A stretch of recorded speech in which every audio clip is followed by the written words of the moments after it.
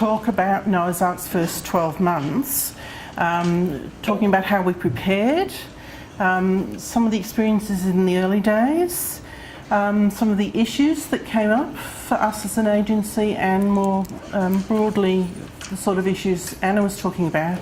And I also hope to give those of you who are about to enter this brave new world a few hints for how you can prepare yourselves. So as you know, the rollout of the scheme commenced on 1st of July 2013 in 4 sites.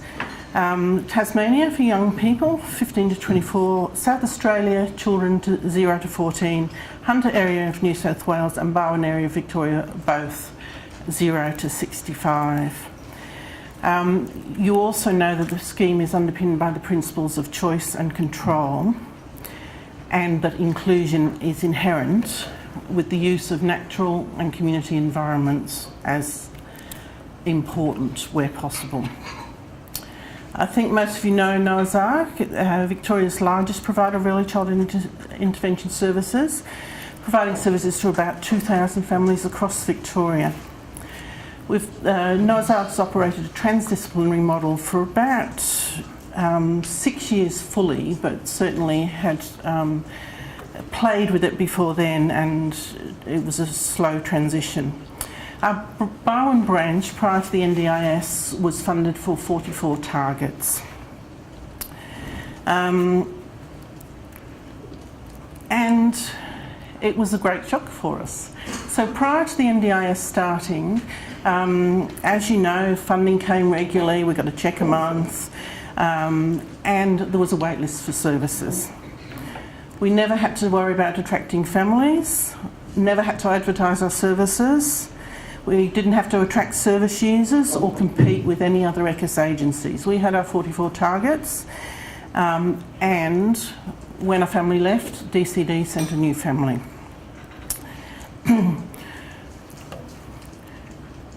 Noah's Ark's always prided itself on providing high quality services and being family centred, and offering families choice and control. And I think you'd agree Noah's Ark has a strong reputation across the country. So at the start of the trial we had some security of funding because the NDIS and DCD had come to an agreement that we would continue to be funded to the level previously until we were exceeding those targets, when we would start receiving funds from the NDIS. Existing families were able to continue with us with what they called in-kind funding, and I won't go into the details of that, but it was a nightmare and most of you won't have to deal with it, hopefully. But we did have security of funding in the short term.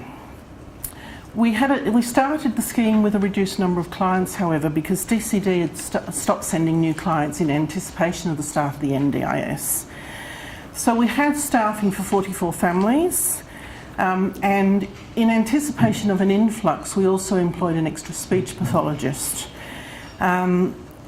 So we were entering the scheme overstaffed. So we were still being paid for the staffing for the 44 families, but there was a position that was unfunded that we had chosen to take the risk to fund ourselves. We knew that things would have to change, and we knew that one thing in particular was marketing. But we were naive. We didn't know who we were marketing to. We didn't know the best way to reach them. We didn't know what they needed or wanted. Some of our competitors started quite early advertising on radio and TV, and our staff were really anxious that, you know, Scope's doing this or Gateway's doing that, why aren't we doing it?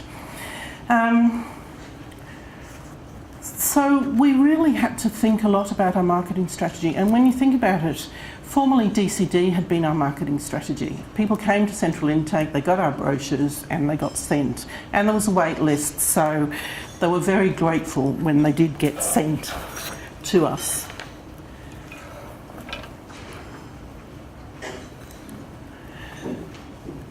When we met a new family, we explained how we would work with them prior to the scheme.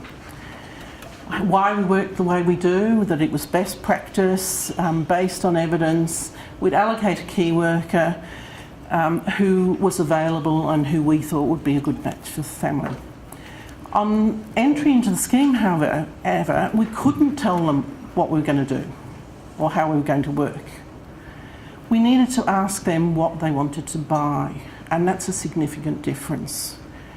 If we thought we could provide something better, previously we would have done it. You know how we all give a bit extra to some families or a bit less to others and juggle. We couldn't do that. We had to negotiate exactly what, who and how the service would be provided. The process of getting registered was very slow, but again, hopefully you won't have to deal with that. And the process of getting our first referral was even slower. And if you can imagine, we were overstaffed, paying staff that we weren't funded for, and also we had staff who weren't busy enough because we had entered the scheme low on numbers and overstaffed. We had staff prepared and eager to start, but too few clients. It was a very anxious time. We worried that we wouldn't have the work, and we were really debating at what point we might need to put off staff. The NDIS was learning, we were learning, families were learning, and we all made loads of mistakes. A very frustrating time, and it must have been incredibly confusing for families. We got a constant stream of inquiries, many of which never translated into a new client. At this stage, this early stage, families were being asked to visit every agency and then decide their preferred service provider. You can imagine how onerous that was for both families and for the agencies. Our team leader was constantly talking to families, trying to encourage them to buy our service, but given that we operate a transdisciplinary model, she had nothing to show them in terms of a building or a, program room. So she's speaking to families almost full time, and most of these families never became clients. We always followed up when they didn't choose us, and when we asked them why they chose a competitor, it was usually for a reason that had nothing to do with what we thought of as service quality. For example, one family chose another agency because they had a swimming pool. Another family chose another agency because they could meet with them that day, whereas we made an appointment for the next day. And in that case, the team leader turned up at the house and she said, sorry, I've chosen another agency. So it was an incredibly frustrating time. So we learned from this that we needed to respond immediately, that if the family wanted to come around now, we saw them now. We needed to talk to them in a completely different way. More importantly, we needed to listen to them. Our staff have become very good at explaining how we work and the transdisciplinary key worker model, but they're not so good at just starting with a conversation with, well, what do you want? What do you expect to get out of ECIS? We knew our services were best practice, but we knew nothing about what made families choose one provider over another. In these early days, the NDIA had some problems too, in that it would only accept referrals from the family themselves. And if you can imagine being a young family with a newly diagnosed child, being asked to visit every agency in town and make all the contacts with the NDIA yourself, it was a very difficult time.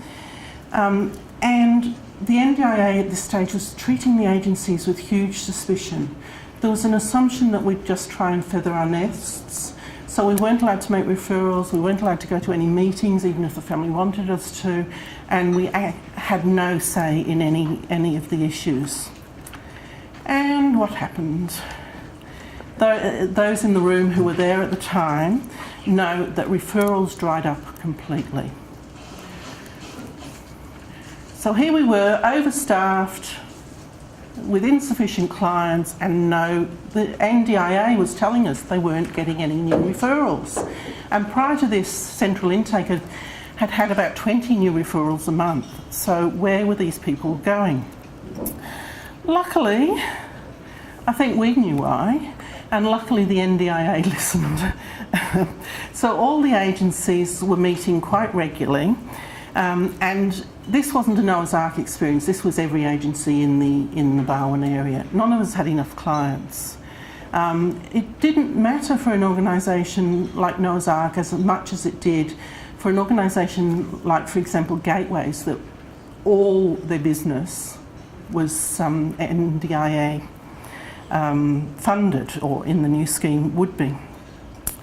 So the agencies, together with ECIA, worked to influence the NDIA and to help the NDIA understand that ECIA's clients perhaps needed a bit of help to access the system, that getting online to a portal and then registering for an agency called National Disability Insurance Scheme, when you're at a very early stage and think that, yeah, my kid's got a bit of a speech problem, but registering for a National Disability Service is a pretty big step.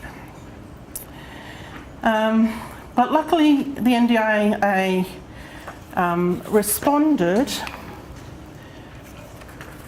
and opened up, so they now accept referrals from paediatrician, maternal and child health nurse, even the ECIS agencies.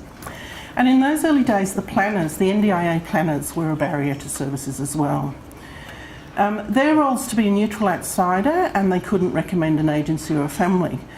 But they often had no knowledge of the ECIS system, and yet they were making big decisions about how much funding a family needed. Families were left to do their own research, visiting every agency, and to make their own selection of agencies. But what criteria were they using to do this? Some of the plans were unworkable or inconsistent. For example, a family might be funded for a transdisciplinary package, and then this plan would state he needs 6 hours of OT and 3 hours of physio and 2 hours, which those of us working in a transdisciplinary model would know that the two are incompatible. And we also found, and the NDIA found, that families frequently had to redo their planning and go back and do another plan because there was things forgotten. So, for example, if the family didn't remember that they actually get respite care and remember to ask their planner for that to continue, then they didn't get funded for respite care and had to go back to get it funded in a second plan. So this was a really low point, and we had a really hard job keeping the staff motivated, and you know, congratulations to them, they stayed with us. So we had staff with plenty of capacity. We knew there were families out there needing services, and we were being told that there was no families coming to the agency. And we knew that the NDIA itself and its systems were preventing people from accessing services. We were frankly worried that the NDIA would be the end of ECIS as we know it. But it's come a long way since then. So what we've learned, and what I hope may be useful for those of you who are about to enter this space, staffing. Under the previous system, we knew what staff we had, and they were always busy. We had X many EFT, and when somebody left, we replaced them. And all staff always had full caseloads. Now the number of clients changes on a daily basis as new referrals come in, and some clients change their plans or decide they'd rather try a different agency. Excuse me. So the NDIA removed the sort of safety of the block funding. But fortunately for Noah's Ark, certainly in those days, I don't know if it still is now, the balance was out in the right direction and our caseload was rapidly growing. We had employed additional staff at the start, as I said, and for many months worried we'd have no work for them. But this year we've needed to continue recruiting, And we put in an ad and we've just finished the recruitment process and we realise we need more staff because the caseload is growing so rapidly. And there are times when we need to do some really fancy footwork to balance supply and demand. At that stage, and to my knowledge still, there was no need to establish a wait list, but certainly there were times when families had to be, there might be a week or two when you were juggling. And staff allocation has become much more complex. So previously, you would tell the family, this is your key worker. They had the right to say, you know, I don't like that key worker, can I have a different one? But ultimately, we made the decision, and it was usually who was available, who had just lost a client. But now, the family has the choice. So the family can say, and it's usually a discipline-specific issue. They'll come in and they say, I want a physio as my key worker. I want an OT as my key worker.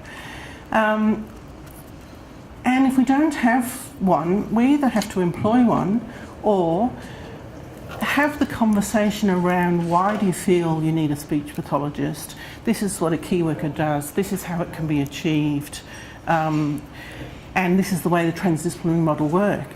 But ultimately, if they say, no, I want a speech pathologist as my key worker, and we have plenty of OTs who could be key workers, too bad, so sad. We either find a speech pathologist or they go to another agency. And this issue is diminishing with time, and I think that's due to changes both on the NDIA part and on our part, in that people are explaining the transdisciplinary key worker model better, and the families are not coming in to the same extent thinking he needs speech pathology, he needs speech pathology. And planners now write functional goals instead of he needs OT twice a week sort of thing. So there's fewer requests that a key worker has to be from a specific discipline, and that's made managing things much easier. For service delivery, and again, some staffing issues that you may come across, in Geelong, Noah's Ark staff have mostly been employed on school term basis and many on school hour basis. Now this creates a difficulty under the NDIS because you've got to be able to provide a year-round service. You can't say, no, we don't provide services after 3 o'clock because she goes home, or no, we don't provide services in holidays because she's on holiday. So this has caused particular issues with existing staff and particularly teachers, because teachers employed under teacher conditions obviously take all school holidays. And you still have to pay them for those school holidays, but under an NDIS, there's no income coming in during those school holidays.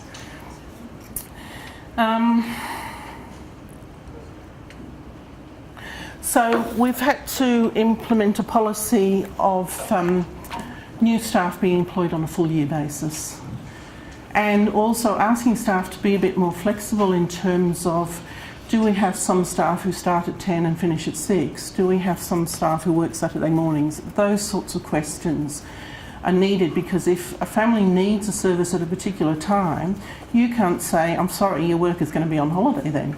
Equally, sick leave. If you either need to make up the visit, or you don't get paid. So it's quite different, the staffing and managing your staffing under an NDIA to what it is under block funding. We learned a lot about administration too, and in particular we needed much better systems for tracking data, and this has needed significant IT investment to track staff hours, caseloads, client hours. Client utilisation, one of the things that happened in the early days was someone would come with a $16,000 package, say, and the staff were saying, okay, we've got $16,000. But you haven't got $16,000. You've only got $16,000 if you provide the service. And if you get to the end of the year and you've only provided $12,000 worth of service, then you only get $12,000. So you've got to be able to track these things on a real-time basis. You've got to know exactly today how much service has this client received, how much have they funded for, how much have I promised I'll deliver within this year, etc. You've got to track your expected income against actual income, staff absences and the consequences of them. So, you know, when have we made up that appointment that so-and-so cancelled last week because she was sick? And another big change for us is we now need to ask families if they want to pay for things that previously we would have just done. So, for example, if we thought someone might benefit from a social story, previously we'd just provide it. Now we have to say, we could do this, it will take me X many hours, that will cost you X many dollars, do you want to buy it? Most of them do. And the funding has been generous enough to be able to do that sort of thing. But our staff have had to learn to ask people about money, and that's been a real challenge for them. And it's interesting, last time I talked to the Geelong crew, they were sort of, they had surprised themselves how easy it had become to talk about money. Things like funding applications that we just help families with, now we have to say, if you want me to help you with this, it will take me X many hours. Happy to do it, but this is what it will cost. And some families choose not to have your help with those things and to save their money for something else. And I don't see any of that as a bad thing.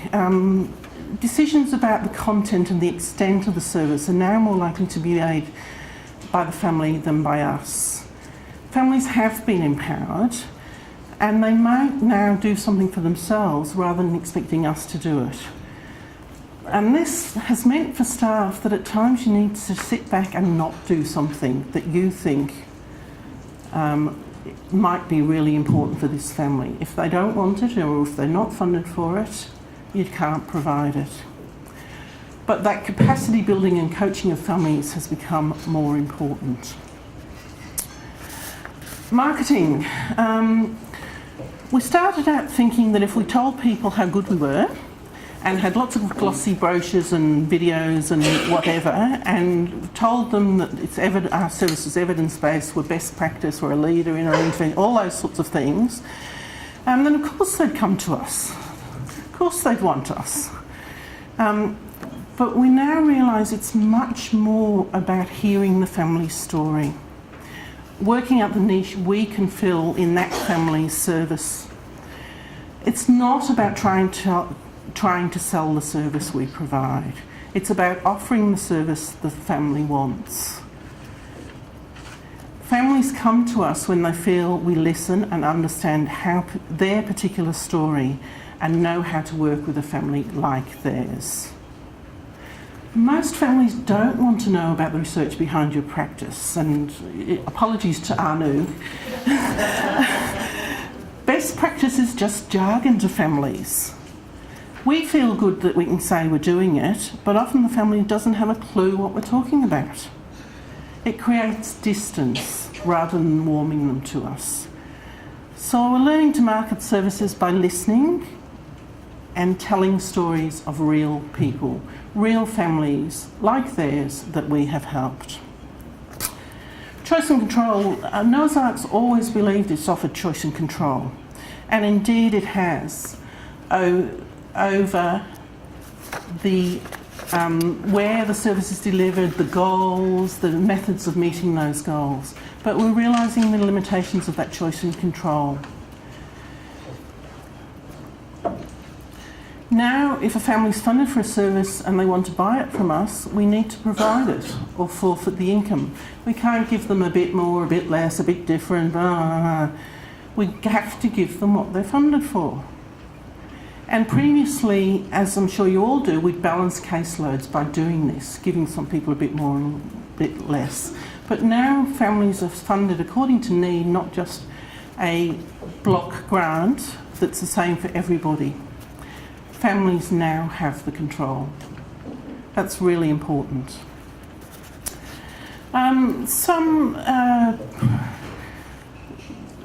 issues similar to what Anna was talking about. Previously, the ECIS agencies had all worked together to better ECIS in the region and to meet unmet needs. But we've now got to rethink this cooperative work and the networking involved. A, the networking is not paid for, but B, we're now networking with our competitors. If we develop a new initiative, we might be less likely to share it if it gives us a competitive advantage. Equally, some things that we once did voluntarily, we now need to say no to. For example, we've for many years given our support to the kindergarten inclusion program and assisting DCD in evaluating applications, etc. We've had to say no. I'm sorry, we can't provide this service any longer unless it's funded. Because that time out costs us. Every day of sick leave, for example, potentially costs $1,200 to $1,500 in lost revenue. So that's all I want to say, but I do want to I'll make some recommendations to you. The journey today was very difficult in the early days, but hopefully we've all learned from it and none of you will have to go through it. I think now, or certainly in August, we were in a very good place. The NDIA was in a very good place. The referrals were more appropriate. I'm not saying there's nothing still to learn, but certainly families are generally receiving far more money than they ever got under the DCD funding, and it's more targeted and more needs-based. So for you guys who are about to prepare, I recommend that you start preparing now and develop a cultural change process that ensures that staff and managers are prepared for a purchaser-provider system where families have choice and control. And that means practicing those things, such as not telling them how good you are, but listening to their story, such as the staff learning to ask for money, those sorts of things. Review your IT systems. You need really good data if you're to survive in this environment. Develop a marketing strategy, but not a marketing strategy that goes out to sell what you're offering. A marketing strategy that lets people know you'll listen to them, hear their story, and develop something that suits them. And just stay up to date with developments through the NDIA and ECIA so that you are well informed and can bring everyone on board, including the families you work with, to be ready for the NDIS whenever it starts in your area. So I'd like to finish there, but I'd like to say that, like Anna, I'm very optimistic about what the NDIS can achieve and believe that we just all need to work together and with the NDIA to make this work. Thanks.